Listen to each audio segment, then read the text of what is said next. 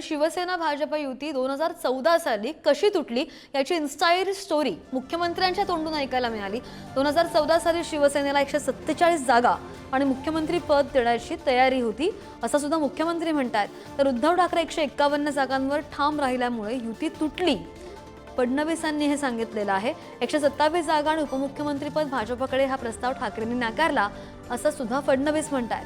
तर सिक्कीमचे राज्यपाल ओमप्रकाश माथुर यांच्या सत्कार समारंभावेळी मुख्यमंत्री देवेंद्र फडणवीसांनी हे भाष्य केलंय। दरम्यान भाजप शिवसेना युती टिकावी यासाठी देवेंद्र फडणवीस आग्रही होते, मात्र शिवसेनेला संपवण्यासाठी दिल्लीमधील भाजपच्या वरिष्ठांनी युती तोडली असा आरोप ठाकरेंच्या शिवसेनेचे खासदार संजय राऊत यांनी केला। केवल भाई साहब, मैं और अमित भाई तीन ही लोग कॉन्फिडेंट, प्रधानमंत्री जी तो थे ही, तीन ही लोग कॉन्फिडेंट थे कि हम लड़ सकते हैं। बाकी पार्टी में कोई कॉन्फिडेंट नहीं था। सब लोग ये मानते थे कि क्या फैसला आप लोग कर रहे हैं। भाई साहब ने मुझे कहा चिंता मत करो, फैसला करना है और अपन चुनकर आएंगे। ये इनका विश्वास था कि जिस विश्वास के कारण हमने शिवसेना को अल्टीमेटम दिया। हमने कहा अगर 147 पर आप लड़ना चाहते हो हम आपके साथ हैं, साथ में लड़ेंगे। हम 127 लड़ेंगे, हम दोनों के अच्छे चुनकर आएंगे, 200 से ज्यादा लोग चुनकर आएंगे। आपका मुख्यमंत्री बनेगा, हमारा उप मुख्यमंत्री बनेगा।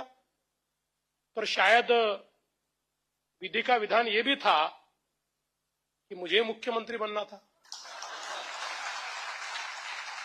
इसलिए उन्होंने कहा नहीं, हमारे युवराज ने घोषणा की 151 की, एक सीट कम नहीं करेंगे।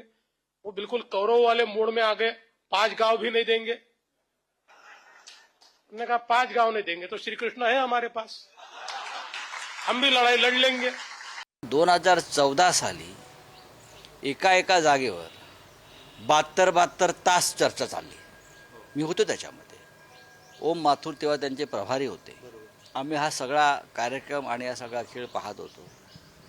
पण मी एक नक्कीच सांगेन की देवेंद्र फडणवीस हे कोणत्याही परिस्थितीमध्ये शिवसेना भाजपची युती तुटू नये या मताचे होते। हे मी तुम्हाला अगदी प्रामाणिकपणे सांगेन। तेव्हा युती तुटल्यासंदर्भात करण्यासंदर्भात त्यांची भूमिका ही सकारात्मक होती, पण तरीही भारतीय जनता पक्षाचा वरून जो कार्यक्रम आला होता त्यानुसार युती ती तुटली। ठीक आहे, आज तुमच्याकडे सत्ता आहे, बहुमत फार चंचल असतं। मी वारंवार नेहमी सांगतो, बहुमत हे फार चंचल असतं, कधी सरकेल इकडे तिकडे, तेव्हा मग तुम्हाला कळेल आपण काय चुका केल्या होत्या। शिवसेनेला अधिकच्या जागा हव्या होत्या आणि भाजपला तर आपली परिस्थिती पाहून अधिक जागा द्यावा अशी विनंती होती। 4-5 जागापर्यंत तडजोडीपर्यंत आलेही होते, परंतु या 4-5 जागा ज्या आहेत त्या कुणीही एकमेकांना द्यायला तयार नव्हतं आणि मग भूमिका टोकाची झाली। शेवटी भारतीय जनता पार्टीने एकट्याने लढायचा निर्णय घेतला आणि युती तोडण्याचा निर्णय झाला। हा निर्णय जो आहे तो पक्षीय पातळीवर झाला, पक्षांतर्गत चर्चा करून तो झाला आणि विरोधी पक्षनेता म्हणून मी तो जाहीर केला। मला असं वाटतं या आता 14च्या बोलण्याला काही अर्थ नाही। त्यांना बेसिक करायचीच नव्हती, त्यांना वाटत होतं मोदीची हवा आहे आणि त्याच्यामुळे त्यांनी युती तोडलेली होती। आता या बोलण्याला कोणताही अर्थ नाही। आता 11 वर्ष झाले, मला असं वाटतं तो विषय आता बाजूला झालेला आहे।